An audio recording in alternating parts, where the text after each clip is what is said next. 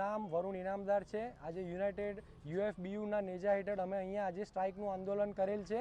અમારી main demand જે આજની છે તે 5 દિવસનું અઠવાડિયું વહેલું ને પહેલા ધોરણે લાગુ કરવા માટેની છે। છેલ્લા 3 વખતથી સરકારે અમને વચન આપેલું કે અમે આના ઉપર વિચારીશું અને બને તેટલું વહેલું સ્ટેક હોલ્ડરના ડિસિઝન સાથે અમે તમને 5 દિવસનું અઠવાડિયું આપીશું, પણ એના સુધી આજ સુધી કોઈ પણ ડિસિઝન નથી લેવામાં આવ્યું।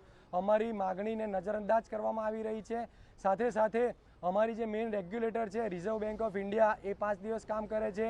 સેબી જે સ્ટોક એક્સચેન્જ જે રેગ્યુલેટ કરે છે એ બી 5 દિવસ કામ કરે છે। LIC ઓફ ઇન્ડિયા એ બી 5 દિવસ કામ કરે છે।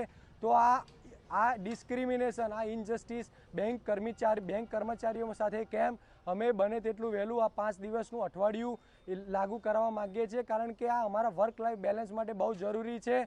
કારણ કે શું છે કે અમારું જો બેન્કિંગ સેક્ટરની જે સેવાઓ છે, જે અમારી નોકરી છે, જે બીજી નોકરી સાથે જો અમે કમ્પેર કરીએ તો એમાં અમારા ખૂબ મોટા અમે નાણાકીય રિસ્કની સાથે અમે કામ કરી રહ્યા છીએ। તો જેથી કરી અને જો અમે 5 દિવસનું અઠવાડિયું આપે તો અમે અમારી કસ્ટમર સર્વિસ બહુ સારી રીતે આપી શકીશું અને આ બેન્કિંગ સેક્ટરને જો બેન્કિંગ ફ્યુચર માટે આ બહુ જરૂરી છે। સો યુએફબીયુ જિંદાબાદ, યુએફબીયુ જિંદાબાદ, જિંદાબાદ, હમારી માંગે પૂરી કરો, પૂરી કરો। હું પિયુષ પટેલ આણંદથી બોલી રહ્યો છું। અમારી બધી જ બેન્કો આજે સ્ટ્રાઇક ઉપર છે, જેના 5 દિવસના બેન્કિંગ માટે અમારી જોડે ગવર્મેન્ટે સમજોતો કર્યો હતો। જે અમારો પગાર વધારાનો જે સમજોતો હતો એમાં 5 દિવસ બેન્કિંગ માટે ગવર્મેન્ટે ઇમ્પ્લિમેન્ટેશન કરવાનું અમને રાઇટિંગમાં આપેલું। ત્યાર પછી 2023માં CLC સામે બી ગવર્મેન્ટે અમને આપ્યું હતું વચન કે ભાઈ અમે કરીશું। 2025માં અમારી પાસે જ્યારે અમે સ્ટ્રાઇક પર જઈ રહ્યા હતા ત્યારે CLCમાં બી એમણે ગવર્મેન્ટ પોઝિટિવ છે એવું કહેવામાં આવ્યું હતું અને તમે સ્ટ્રાઇક પાછી લો એવું કહેવામાં આવ્યું। અને ત્યાર પછી ફરી બી CLC સામે અમે ગયા હતા।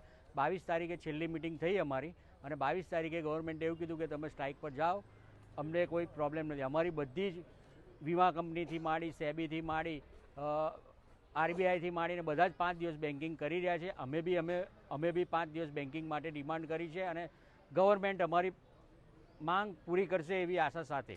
આગામી સમયમાં જો આપણી માંગણી સ્વીકારવામાં નહીં આવે તો શું કરશો? હજુ આવતા મહિને બીજી સ્ટ્રાઇક પર જવાનું અમારા ઉપરથી આદેશ આવશે, એ પ્રમાણે અમે આગળ વધીશું।